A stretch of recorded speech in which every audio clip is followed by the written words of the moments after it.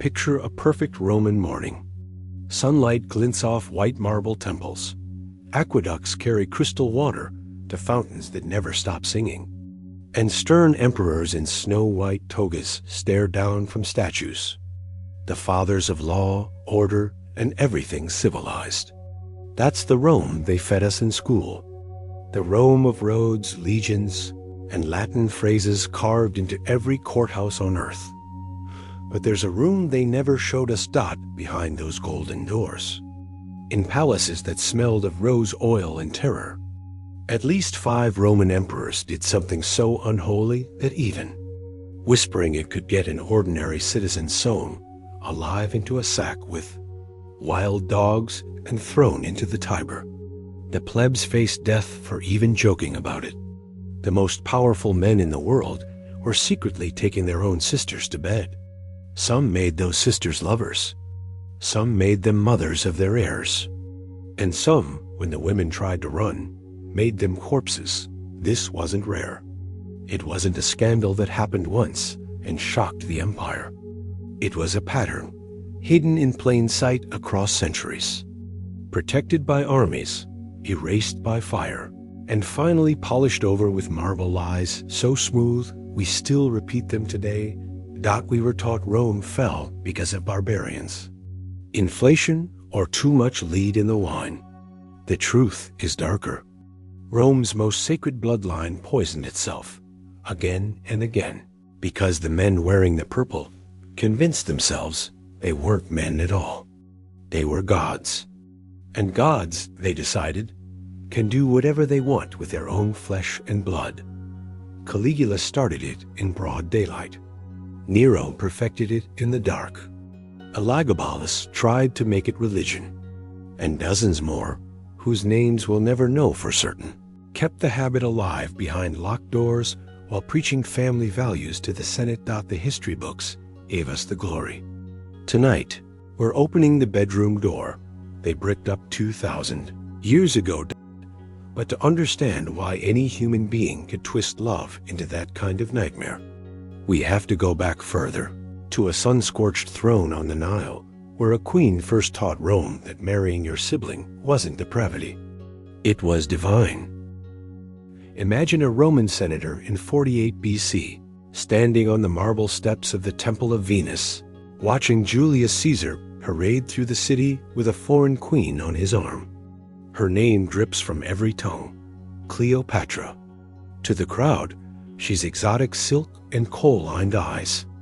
To the old patricians, she's poison. Because everyone knows the pharaohs of Egypt don't just rule like gods. They breed like them too. Cleopatra had already married and shared a throne with 2 of her own little brothers. One of them she poisoned. The other she kept as husband until Caesar's daggers made her a widow. Caesar was 52, bald, epileptic, and the most powerful man alive. He didn't just sleep with her. He fell hard. He brought her to Rome, installed her in his villa across the Tiber, and let the rumors fly that she was pregnant with his divine son. Rome gagged. Senators whispered that Caesar wanted to be king, and worse, king like an Egyptian, crowned by sleeping with his own blood. A decade later, Mark Antony did the same thing, only louder. He dressed in Greek robes, called himself the new Dionysus, and publicly married Cleopatra while still married to a Roman woman. He staged ceremonies where their children were named Sun and Moon, echoing the old pharaohs who kept the sacred bloodline pure by never letting it leave. The family bed. To ordinary Romans, this was apocalypse-level blasphemy. Their laws were brutal. If a brother and sister were caught together, both were sewn into a leather sack with a dog, a rooster, a viper, and a monkey, then thrown alive into the river. The animals were there to make the drowning slower. That's how deep the horror of incest ran in Roman bones. Yet the higher you climbed, the thinner that horror became. Absolute power has a way of rewriting disgust into destiny. When you're told every morning that you descend from Venus herself, when priests burn incense at your feet and armies kneel, the old rules start feeling negotiable. Enter the Julio-Claudian dynasty, great-grandchildren of Caesar and Augustus, drenched in that Egyptian perfume. They looked at Cleopatra's golden throne and asked a question no one else dared whisper. If a pharaoh can marry his sister to stay divine, why can't we? The first person to say it out loud wasn't an emperor. It was a woman who survived her brother's reign of terror and decided the family gift should keep on giving. Her name was Agrippina the Younger, and she bragged openly that the blood of the gods ran purest. When it never left the family. The Julio-Claudian dynasty didn't fall because of barbarians at the gates or lead in the water pipes. It fell because one generation looked at the old Egyptian stories, smiled, and decided they weren't human anymore. And the first emperor to prove it was a 24-year-old boy the soldiers used to call Little Boots. His real name was Gaius Julius Caesar Germanicus. Call him Caligula. And he didn't hide what he wanted. He flaunted it. He was the empire's fairy tale prince, born in 12 AD. Gaius Julius Caesar Germanicus spent his childhood trailing the legions in tiny armor and miniature soldier boots. The men nicknamed Caligula Little Boots. The troops adored him. When his father Germanicus died, probably poisoned, the boy became the last hope of a grieving nation. Coins show him as a golden child between his beautiful sisters, all rosy cheeks and perfect curls. Rome looked at that family and saw the future. 7 years later, that future walked into the palace wearing the purple and started breaking the world. By 24, Caligula had survived Tiberius's island of nightmares and emerged the only adult male of the bloodline. His 3 sisters, Agrippina the Younger, Julia Drusilla, and Julia Livilla, were all that remained of the divine stock. Suetonius, who never minced words, writes it plain. He lived in habitual incest with all his sisters. Cassius Dio is blunter still. At banquets, when the wine was flowing and the torches burned low, Caligula would order his wife to leave the room. Pick whichever sister caught his eye that night, take her openly in front of the guests, then stroll back to the table and casually rate her performance like a judge at the games. Drusilla was the favorite. He loved her the way only a mad god can love. When she fell ill, he shaved his head, wore mourning rags, and swore by every deity he would fight as a gladiator if she lived. She recovered. He rewarded her with the unthinkable, a public marriage ceremony, complete with dowry, vows, and the legal privileges reserved for Vestal virgins. Senators were forced to swear oaths recognizing Drusilla as his lawful wife. Rumors exploded that she was pregnant with a divine child.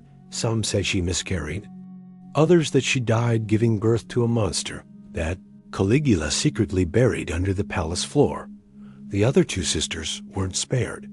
He pimped them to his closest friends, and humiliated those friends by taking the women back the next night. It wasn't lust alone. It was domination. He wanted every powerful man in Rome to know that even their beds belonged to him. Coins kept showing the golden boy with his 3 sweet sisters, symbols of harmony and dynasty. Behind the gold, those same sisters were prisoners in Silk.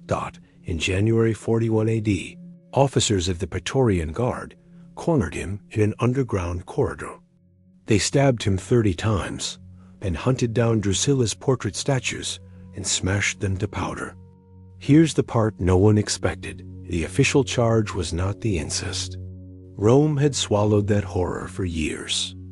What finally snapped the blade was Caligula's plan to move the capital to Alexandria and declare himself the living son of Jupiter, with Drusilla as his divine sister queen.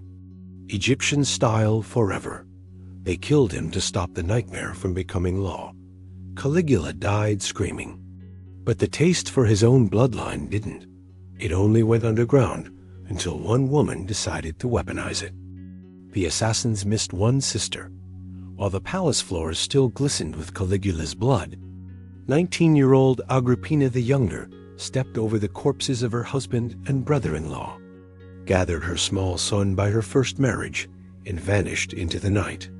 She had watched her mother starved to death, her 2 elder brothers murdered, her sister Drusilla worshipped then discarded, and her own body used as a political toy. Rome thought it had broken her. Rome was wrong. Agrippina carried the most dangerous thing in the empire: direct, undiluted descent from the divine Augustus. Every drop of her blood screamed legitimacy. She turned that blood into a blade. First she married a fabulously rich consul, and when he inconveniently died, rumor said poison, she set her sights higher. Her uncle Claudius 58, limping, stammering, widowed, was emperor. Ancient sources drip with venom.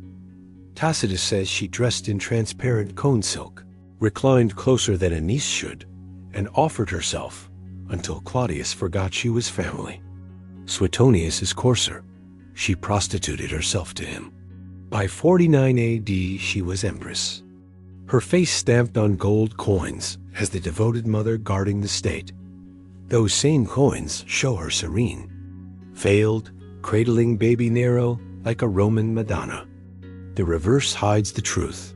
Nero was 11 when his mother married Claudius. Days later, Claudius adopted the boy and made him heir over his own son Britannicus. Whispers started immediately.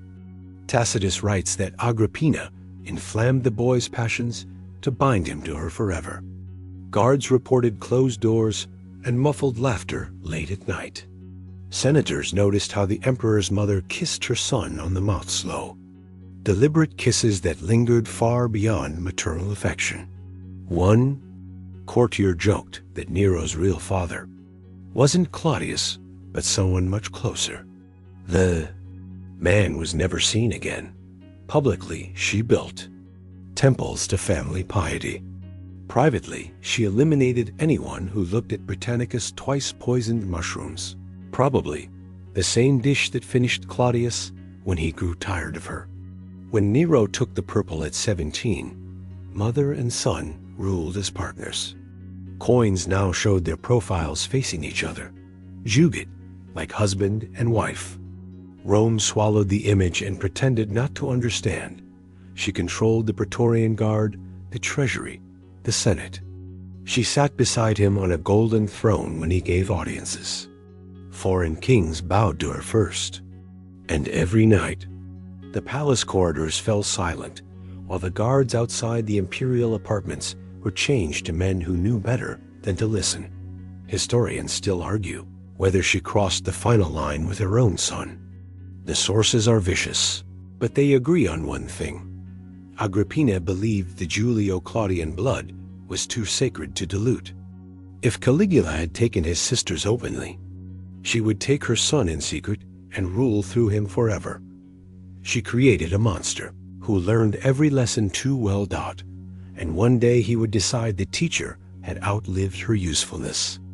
But not before he took her lessons straight to heart. He was 17 when the purple fell on his shoulders, and Rome lost its breath. Golden curls, milky skin, eyes the color of a summer sea. Poets called him Apollo made flesh.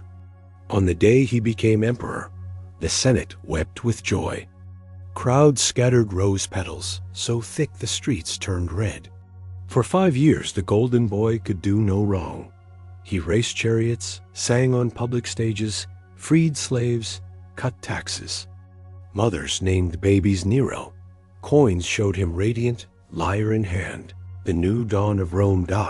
Then the mask slipped. First came Octavia, his teenage stepsister and lawful wife. He grew bored, accused her of barrenness, banished her, then had her veins opened in a steaming bath while soldiers held her down. Next came Poppaea Sabina, the married beauty who whispered that real emperors take what they want. Nero kicked her to death while she was pregnant, then wandered the palace for days, cradling her corpse and begging it to wake up. But the relationship that truly poisoned the air was the one he could never escape, his mother. Agrippina had taught him power tastes sweetest when it's forbidden. By the time Nero was 20, he no longer needed her hand on the reins. He wanted her gone. Yet every time he looked at another woman, he saw her face. Tacitus writes that he tried to drown her in a collapsible boat on the Bay of Naples. When she swam ashore like a fury, he sent assassins who found her waiting in a lamplit room and finished the job with swords. Her dying words, according to legend, strike the womb that bore such a monster. Even that didn't free him. In his final years, as rebellion flared and the Senate declared him public enemy, the whispers grew darker. Poppaea was dead. Octavia was dead.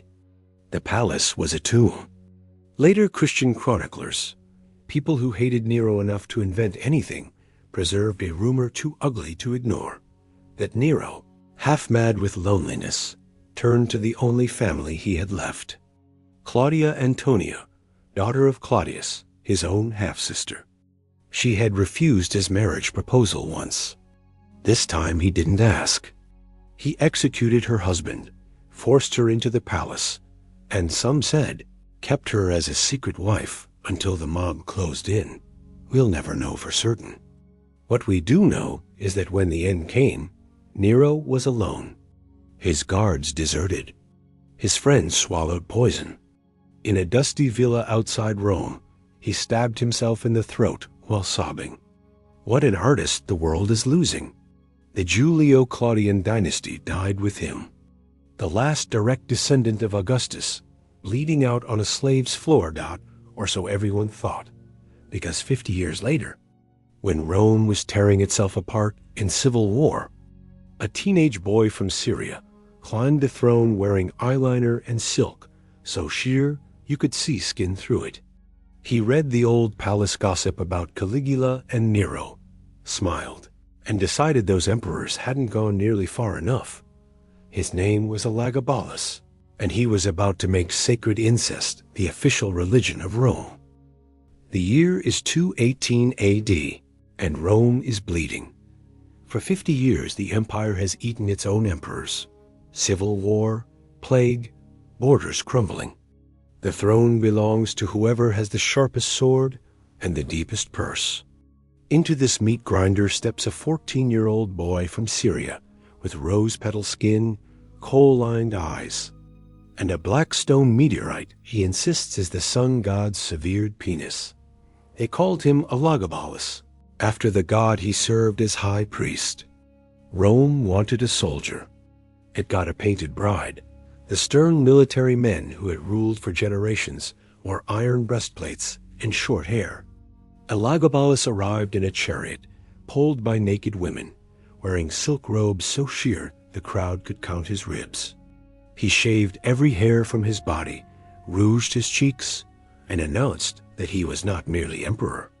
He was the living god Sol Invictus in human flesh. Then he did what no one had dared since Caligula. He dragged the old Egyptian playbook into the light. He married his own cousin in a public ceremony copied from the Ptolemies, crowned her Augusta, and paraded her through Rome on a litter of peacock feathers. The Historia Augusta, take it with salt. But even the lies are revealing, claims he went further, that he danced half-naked in the temple while seducing his own mother and grandmother in sacred rites, meant to fuse the imperial bloodline with the divine. Senators were forced to watch as the boy emperor played the passive goddess, offering himself to chosen husbands in front of the sacred black stone. Night after night, the palace became a perfumed nightmare. He hosted banquets where guests reclined on silver couches while he prostituted himself in every room, ringing a bell when he wanted the next partner brought in. He demanded the Senate grant him the titles of both emperor and empress on alternating days. He tried to marry a Vestal virgin, declared the sun god senior to Jupiter, and replaced Rome's ancient deities with his Syrian stone. The legions had tolerated cruelty, madness, even Nero's singing. They would not tolerate a teenager turning the empire into a temple brothel. In March 222 AD, after 4 short years, the Praetorian Guard finally snapped. They dragged the 18-year-old and his mother from the palace latrines where they were hiding, hacked them to pieces, and dragged the bodies through the streets before dumping them in the Tiber like common criminals. Rome sighed with relief. The old gods were restored. The stone was buried.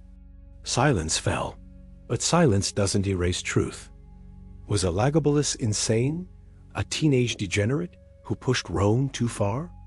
Or was he the only emperor honest enough to do in daylight what Caligula, Nero, and who knows how many others had done behind locked doors for centuries? Because when the blood dried and the histories were rewritten, one question still crawled out of the sewer with his corpse. If the gods themselves could love their sisters, why shouldn't the men who ruled the world? The bodies were barely cold before the cover-up began. Christian emperors like Constantine and Theodosius needed a clean story. Rome fell because it was immoral, and Christianity saved it. So they sent scribes into the archives with chisels and ink. Statues of depraved emperors toppled overnight. Palaces were stripped of mosaics showing too close family embraces. Entire scrolls vanished into monastery furnaces. Laws were rewritten to make yesterday's normality tomorrow's abomination. But marble cracks. Ink fades. Some secrets refuse to die. Look at the law codes of the late empire. Sudden, vicious penalties for incest appear out of nowhere, far harsher than anything Republican Rome ever dreamed. Why? Because the palace still needed protecting. Historians who wrote too plainly disappeared. Tacitus's final books are conveniently lost. A bust of Domitian's niece Julia, who died suspiciously young after becoming his favorite, was found buried face down in a latrine. Someone wanted her forgotten not, and the rumors never stopped crawling. Domitian, the tyrant who declared himself Lord and God, kept Julia in the palace after her husband was executed. Ancient gossip claimed she aborted his child. Modern scholars still fight over whether the abortion was forced or fatal. Commodus, the gladiator emperor, had twin sisters Lucilla and Fadilla, whose names appear on coins, beside his with an intimacy that makes curators uncomfortable. Marcus Aurelius, the philosopher king, wrote endlessly about virtue in his meditations, yet never once mentioned what his son allegedly did. Behind the curtained doors of the imperial yacht, the pattern is always the same. A sudden death, a vanished statue, a law that screams what it pretends to punish. Christian Rome told itself these were isolated monsters. The truth is colder. Incest wasn't the exception in the palace. It was the ultimate privilege, the final proof that you stood above every human law. When you're told from birth that your blood is divine, the quickest way to keep it divine is to never let it leave the family. The emperors who got caught became cautionary tales. The ones who were careful became legends. We only know about the ones who got caught, or who were too powerful to hide. And the rest? They smile down at us from museum pedestals, perfect marble faces hiding scratches no amount of polishing can ever quite erase. We finish where we began. Staring at perfect marble. Today, we recoil at the idea. We call it evil, sickness, the ultimate taboo. Yet every dynasty that ever claimed to rule by divine right danced on the same razor's edge. The logic is always identical. If the blood is sacred, it must stay undiluted. If the blood must stay undiluted, there is only one way to guarantee it. From the pharaohs who married their sisters beneath golden hawk masks, to the Habsburgs whose chins slowly drifted off their faces, to isolated mountain kingdoms that still whisper about keeping the line strong, the pattern repeats like a curse. Absolute power doesn't just corrupt. It convinces the powerful that the rules were written for someone else. We want to believe Rome was an exception, a freak show that ended when the togas came off and the crosses went up. But the urge never died. It just learned better disguises. It hides in arranged marriages between first cousins dressed up as diplomacy. It hides in locked palace wings and edited family trees. It hides behind the same serene smile you see on museum busts. Calm, untouchable. Eternal dot, and that is what should keep you awake. Because the next time you stand in front of one of those flawless imperial statues, Augustus with his kind eyes, Nero as the gentle poet, Domitian the stern protector on your fingers, along the cold sheet, and remember, some of the most polished marble in Rome once hid scratches on the inside of bedroom doors. Deep gouges made by fingernails that never quite managed to tear the silk. The men who ruled the world made damn sure their sisters never screamed loud enough for history to hear. But tonight, 2,000 years later, we heard them anyway. Some secrets weren't buried.